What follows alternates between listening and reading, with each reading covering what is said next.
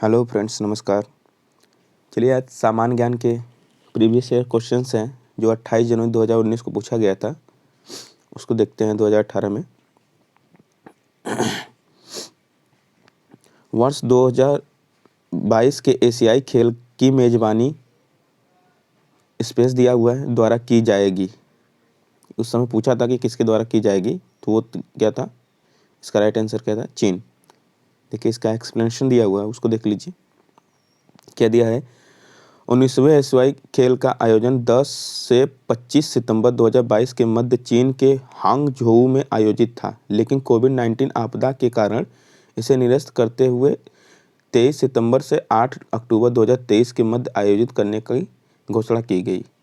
18वां एशियाई खेल 2018 इंडोनेशिया के जकार्ता, देखिए क्या कर रहा है, इंडोनेशिया के जकार्ता पोलेमांग में संपन्न हुआ था, जबकि 2026वां 20वां एशियाई खेल जापान के नागोयो में प्रस्तावित है। तो यही पूछ सकता है कि एशियाई खेल अब कहाँ पे आयोजित होने वाला है, तो ये जापान के नागोयो में। ओके, चलिए नेक्स्ट देखते हैं।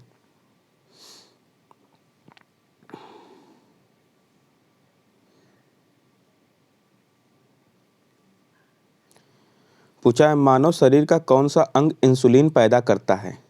क्या पूछ रहा है, मानव शरीर का कौन सा अंग इंसुलिन पैदा करता है, तो इसका राइट आंसर क्या होगा, अग्नाशय। एक्सप्लेनेशन देख लीजिए। पाचन तंत्र भोजन में मौजूद कार्बोहाइड्रेट को ग्लूकोज में बदल देता है, इसीलिए यह हार्मोन है जो अग्नाशय से उत्पन्न होता है। यह ग्लूकोज को अवशोषित करता है और कार्बोहाइड्रेट को नियंत्रित करता है। ठीक है, इंसुलिन पैदा करता है तो क्या है, अग्नाशय। नेक्स्ट देखते हैं।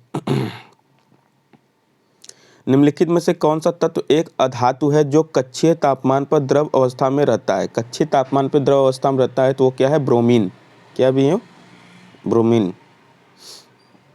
देखिए दिया हुआ है ना, ब्रोमीन एक अधातु है जो कक्षीय तापमान पर द्रव अवस्था में रहता है, जबकि कार्बन, सल्फर, फास्फोरस ऐसे अधातु हैं जो ठोस अवस्था में तथा हाइड्रोजन, ऑक्सीजन, नाइट्रोजन, क्लोरीन जैसे गैस अवस्था में रहते हैं। जो ब्रोमीन है वो क्या है, अधातु है। ठीक, और ये कार्बन, सल्फर, फास्फोरस ये क्या है, अधातु है जो ठोस अवस्था में है। ये क्या है, अधातु है लेकिन ये ठोस अवस्था में है। और हाइड्रोजन, ऑक्सीजन और नाइट्रोजन, क्लोरीन क्या है, ये गैस अवस्था में। ओके, नेक्स्ट देखते हैं। निम्नलिखित में से किस तत्व की परमाणु त्रिज्या सबसे छोटी होती है। इसमें दिया है ऑप्शंस में से देखने पे क्या राइट आंसर होगा, इसका है क्लोरीन। इसका आप एक्सप्लेनेशन देख सकते हैं, यहाँ पे एक्सप्लेनेशन दिया हुआ है। अच्छा चलिए इसका बताइए। CH3COO CH2CH3 का सूत्र है, ये किसका सूत्र है भाइयों, तो ये है एथिल इथेनोट का, एथिल इथेनोट का। इसको याद करना पड़ेगा। हाँ, ये देखिए इसका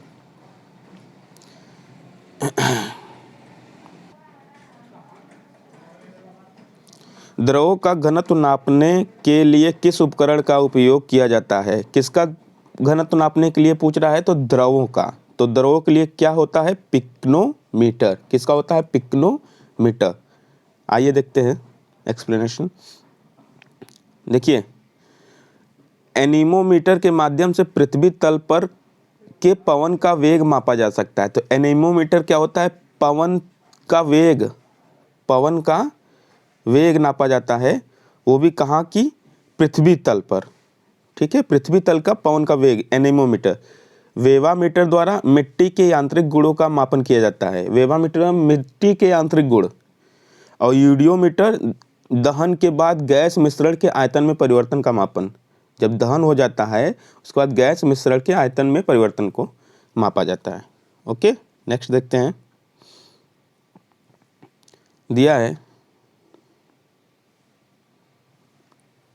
केंद्रीय विश्वविद्यालय बाबा साहेब भीमराव अंबेडकर विश्वविद्यालय विद्या विहार किस शहर में स्थित है। किस शहर में स्थित है, तो यह है लखनऊ में।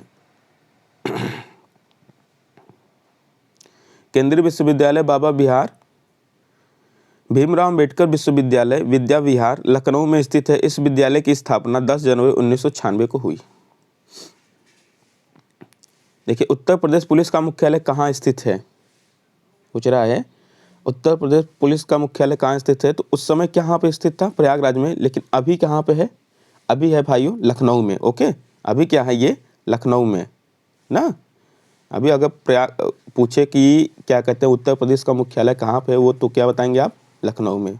देखिए उत्तर प्रदेश पुलिस का मुख्यालय सरोजिनी नायडू मार्ग प्रयागराज में स्थित था। 7 जून 2019 में यह सिग्नेचर बिल्डिंग लखनऊ में स्थानांतरित हो गया। ओके, चलिए बताइए उत्तराखंड किस वर्ष अस्तित्व में आया था, उत्तराखंड किस वर्ष अस्तित्व में आया था। ये कब आया था भाइयों, तो ये आया था सीधा 2000 में। इसका कुछ एक्सप्लेनेशन दिया हुआ है, इसको आप देख सकते हैं। देखिए कौन कौन सा कब कब हुआ था। देखिए जैसे क्या दिया है, नवंबर 2000 को उत्तराखंड 27वां राज्य उत्तर प्रदेश से अलग होकर अस्तित्व में आया, जबकि इस वर्ष 2 और राज्य अस्तित्व में आए। 1 नवंबर 2000 को छत्तीसगढ़ मध्य प्रदेश से तथा 15 नवंबर 2000 को झारखंड। तो देखिए 9 नवंबर को क्या हो रहा है, 2000 में उत्तराखंड आता है, और उसी समय उसके पहले 1 नवंबर को छत्तीसगढ़ आ रहा है, और उसी समय 15 नवंबर को देखिए क्या आ रहा है, झारखंड। झारखंड किससे हो रहा है, बिहार से अलग होकर। तो देखिए उत्तर प्रदेश से क्या अलग हो रहा है, उत्तराखंड। ओके, और छत्तीसगढ़ किससे अलग हो रहा है, तो मध्य प्रदेश से, और झारखंड किससे अलग हो रहा है, तो बिहार से, और तेलंगाना आंध्र प्रदेश से अलग हुआ। बरसाना होली के साथ खेली जाती है, टमाटर, दूध, डंडे, पत्थर, बताइए कौन सा होगा। तो बरसाना होली किससे खेली जाती है, ये खेली जाती है आपके डंडे से, और ये कहाँ होती है, मथुरा में।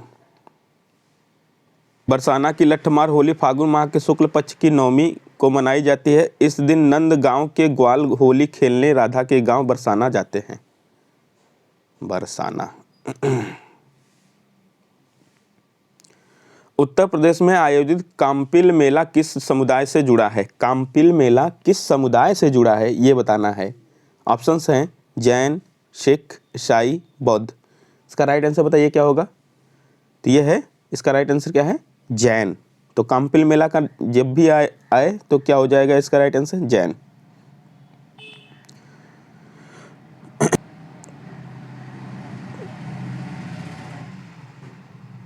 चलिए बताइए भारत में कथक नृत्य की एक शास्त्रज्ञ हैं, कौन हैं ये बताना है। इसमें दिया है सोनल मान सिंह, मल्लिका साराभाई, पंडित बिरजू महाराज, उदय शंकर। इसका राइट आंसर बताइए क्या होगा, तो यह है पंडित बिरजू महाराज, पंडित बिरजू महाराज। पंडित बिरजू महाराज, शंभू महाराज, सितारा देवी आज भारत के कथक नृत्य के शास्त्रज्ञ है। ठीक, चलिए नेक्स्ट देखते हैं। निम्नलिखित में से कौन सा यूपी पुलिस विभाग की चयन प्रक्रिया के चरणों में एक नहीं है। तो देखिए शारीरिक परीक्षण भी होता है, शैक्षिक योग्यता भी होता है। अब बताइए आयु पात्रता होता है, आयु पात्रता भी होता है, कहता है ना 18 से 22, अभी 3 साल बढ़ा दिया गया है, वो अलग है। भाषा परीक्षण नहीं होता है, भाषा परीक्षण नहीं होता है कि किस भाषा का ज्ञान होना चाहिए या किस भाषा का नहीं।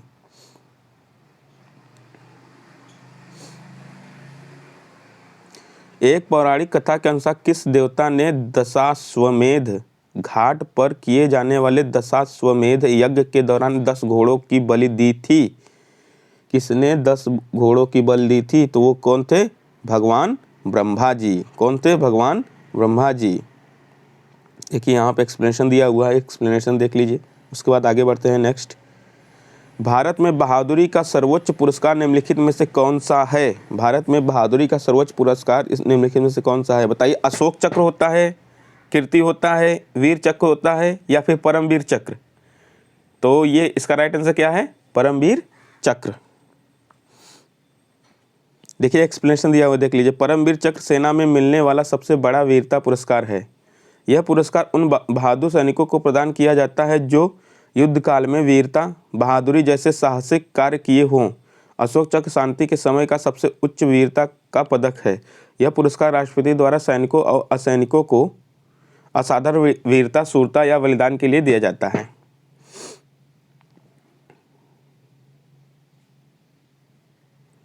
माई पैसेज फ्रॉम इंडिया किसके द्वारा लिखी गई है किताब है, बताइए। तो यह है किसका? इस्माइल मर्चेंट की।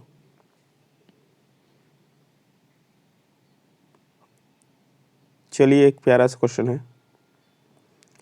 विश्व पर्यावरण दिवस किस दिन मनाया जाता है? अच्छा देखिए, दिवस भी याद करना होगा, हाँ, दिवस भी बहुत इंपॉर्टेंट होते हैं। तो ये किस दिन मनाया जाता है विश्व पर्यावरण दिवस? तो ये मनाया जाता है आपका 5 जून को। 5 जून को विश्व पर्यावरण दिवस मनाया जाता है। विश्व पर्यावरण दिवस 5 जून को मनाया जाता है, जबकि पृथ्वी दिवस 22 अप्रैल और मातृ दिवस 8 मई को, मदर डे 8 मई को मनाया जाता है। चलिए आगे देखते हैं। जेट इंजन का आविष्कार किन्होंने किया था? तो जेट इंजन की जब भी बात आती है तो हम नाम लेंगे सर फ्रैंक हिटल, सर फ्रैंक हिटल की। ओके,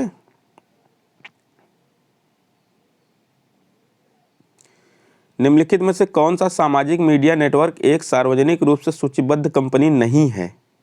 सूचीबद्ध कंपनी नहीं है तो देखिए, ट्विटर भी है, फेसबुक है, वीबो भी है, ये कोरा नहीं है, क्योरा नहीं है। एक्सप्लेनेशन देख लीजिए, यहाँ पे दिया हुआ है।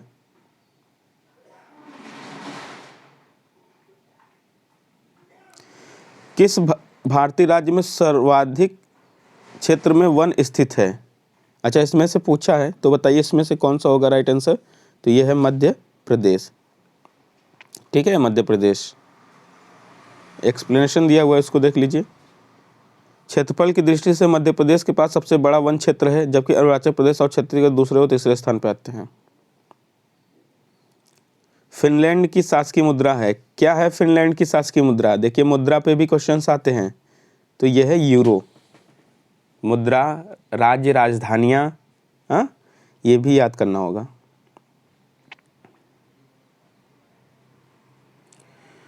कौन सी रेखा भारत और पाकिस्तान के बीच की सीमा तय करती है? भारत और पाकिस्तान के बीच की सीमा कौन सी रेखा करती है? तो यह है रेड क्लिफ रेखा, रेड क्लिफ रेखा। और बताइए, ये देखिए एक्सप्लेनेशन दिया हुआ है, इसको देख लीजिए अच्छे से। चलिए नेक्स्ट देखते हैं। प्योंगयांग किस देश की राजधानी है? प्योंगयांग किस देश की राजधानी है? तो यह क्या है? उत्तर कोरिया की। प्योंगयांग उत्तर कोरिया की राजधानी है, जबकि मलेशिया की राजधानी कुआलालंपुर है। मालदीव की माले तथा मंगोलिया की उलन बटोर है। मालदीव की माले तथा मंगोलिया की उलन बटोर है।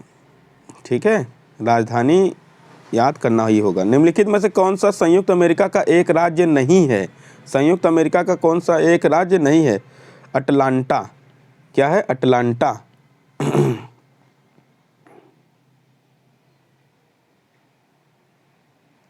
लक्षद्वीप के लोग मलयालम के अलावा दूसरी कौन सी भाषा बोलते हैं? लक्षद्वीप के लोग मलयालम के अलावा दूसरी कौन सी भाषा बोलते हैं? तो क्या बोलते हैं? महे।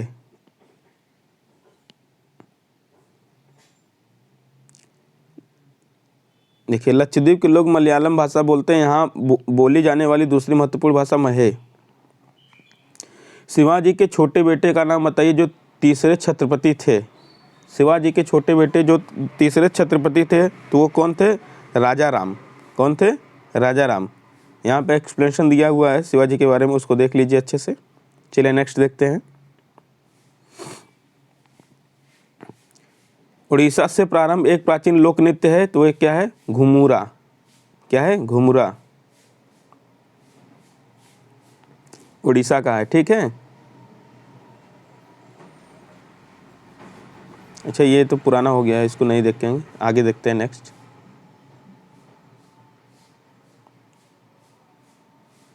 देखिए ये पुराना क्वेश्चन है, देख सकते हैं। भारत अपने नारियल के वार्षिक उत्पादन में इंडोनेशिया के बाद तीसरे स्थान पर है। किसके बाद है? तो है फिलीपींस, और इंडोनेशिया के बाद तीसरे स्थान पे है।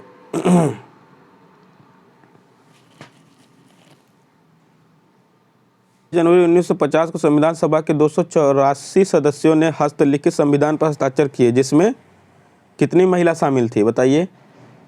उसमें कितनी महिलाओं का जिक्र हुआ है? 24 जनवरी 1950 में 284 सदस्य रहे हैं, तो उसमें महिलाएं कितनी थी? तो इसका राइट आंसर है 15 महिलाएं थी। कितनी महिलाएं थी? 15 महिलाएं। यही सब इंपॉर्टेंट क्वेश्चंस आते हैं, देखते रहिए इसी तरीके से।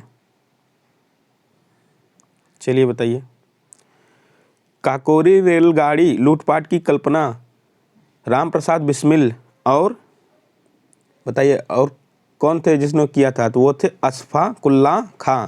अशफाक उल्लाह खां। तो राम प्रसाद काकोरी का अगर बात आएगा तो राम प्रसाद बिस्मिल और अशफाक उल्लाह खां का नाम आना चाहिए। ओके। चलिए नेक्स्ट देखते हैं। बगरू में हाथ की छपाई के प्रसिद्ध केंद्रों में से एक है, तो कहाँ का बगरू है? हाँ, तो ये कहाँ का है? राजस्थान का। छपाई आ रहा है तो देखिए इसका इतिहास भी दिया है। बगरू राजस्थान में जयपुर से 32 किलोमीटर पश्चिम में स्थित है। यह हाथ की छपाई के लिए प्रसिद्ध है। बगरू की हाथ से की जाने वाली छपाई का इतिहास 1000 वर्ष भी पुराना है।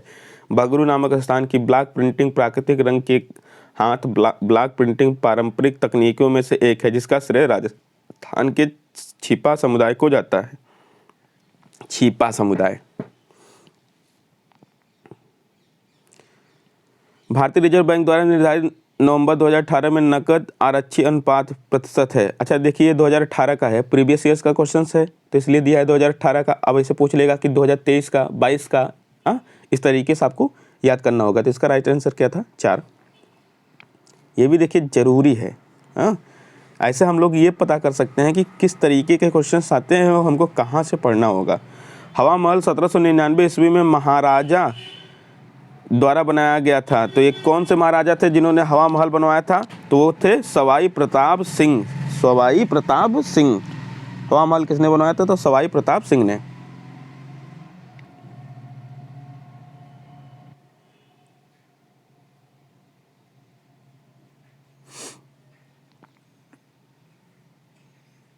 अच्छा कुछ एक्सप्लेनेशन दिया हुआ है। लाल एवं गुलाबी बलुआ पत्थर से निर्मित हवा महल का निर्माण।